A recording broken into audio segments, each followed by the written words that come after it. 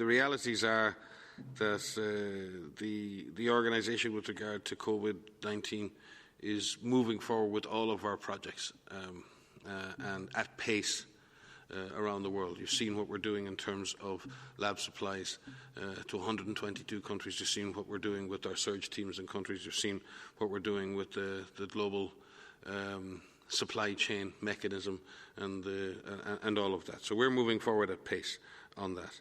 The pause on funding is to WHO's core funding and other projects, the actual funding that WHO receives in the normal cycle.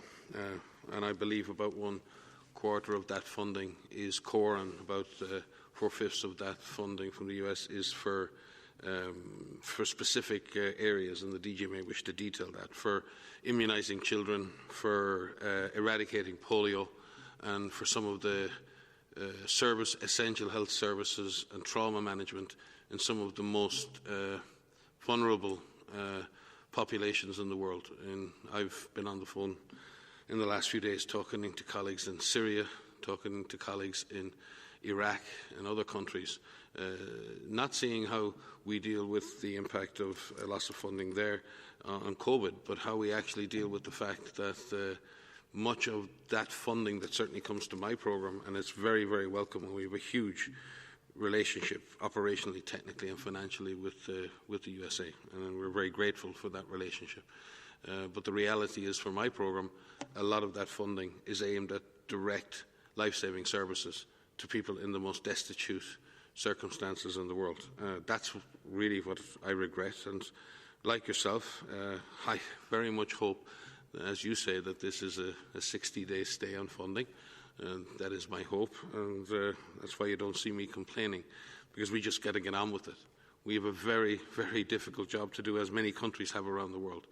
I want to focus on that, and I want to focus my teams on that, and I don't want to focus them on where their next paycheck is coming from, because quite frankly, that's not what they're focused on.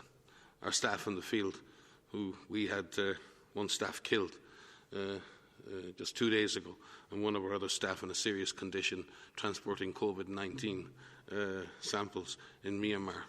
I don't think their families are that concerned about the overall funding situation in WHO. We're concerned about our friends and our colleagues in the front line who risk their lives every day, every single day, to deliver life-saving interventions to people around the world. Yeah, thank you. Thank you, Mike. Whatever funding is coming to WHO is to save lives. And as Mike said, even WHO staff are risking their lives to save lives. The sad part this week is we have been remembering the death of Richard Muzoko, its first anniversary on April 19. He was fighting Ebola in an area, as you know, in eastern DRC, where we have security problem, and he was killed. So Richard was killed while fighting Ebola and bullets at the same time, facing bullets. And as Mike said, we lost another colleague this week in Myanmar. His name is Win Maun. He was collecting samples for COVID-19, actually. They were traveling to collect COVID-19 samples when they were attacked, and one of them wounded and the other one killed. So whatever penny comes to WHO is for a very, very important mission. And one thing we would like to assure to the world is that we will work day and night, and we will not be deterred by any attack. And as our colleagues actually say,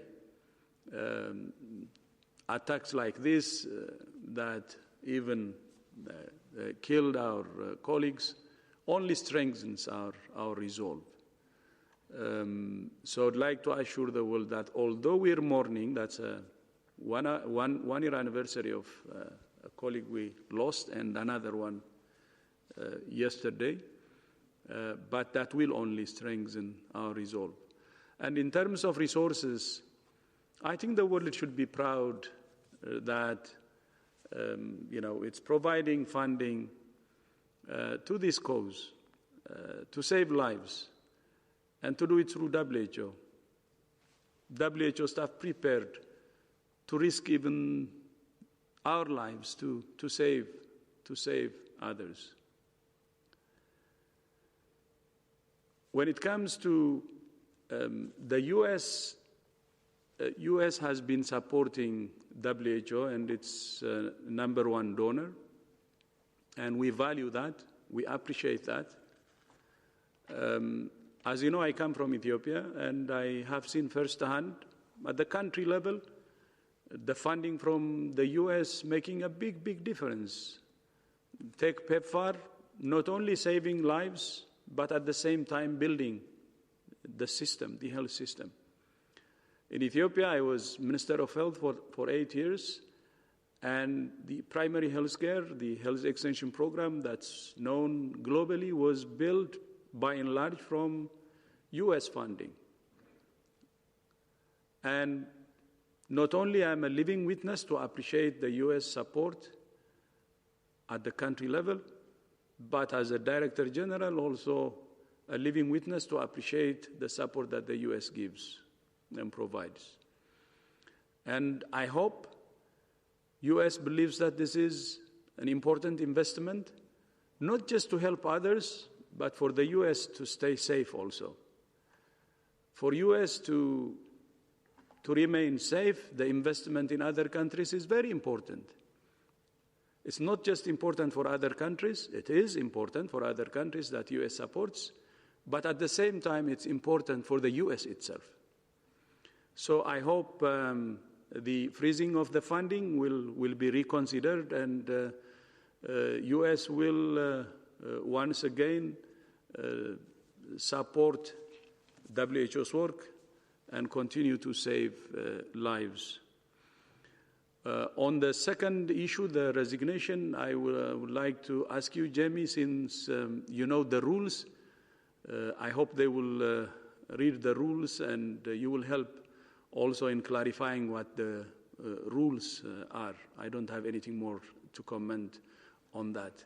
But one thing I'm sure is we have been working very hard for the last 3 years, almost 3 years, reforming WHO. And we got many good ideas from WHO staff that is truly transforming our organization. And we work day and night, and we will continue to work day and night. I will continue to work day and night, because this is a blessed work, actually, and responsibility, saving lives. And I will focus on that, changing this organization for good. But not only that, especially now, focusing on the pandemic and saving lives. That's my focus. There could be issues coming from left and right, but I would like to focus with my colleagues on saving lives, because even one life is precious. And I don't have any extra energy to respond to this or that, but focused on saving lives and continuing this blessed work. And those who need our support, that's what they want, and that's what we will give. Thank you. I think we will have to finish here. Dr. Ryan has a conference call to go. He's already late, so we will apologize to all journalists online who were not able to ask questions. We will also thank all interpreters for their hard work today. Hopefully we will have one more language on Friday, as we said, but we will let you know on that. The audio file will be sent out very soon, and transcript of this press briefing will be available sometimes tomorrow. Wish you a very nice evening, afternoon, or morning. Thank you.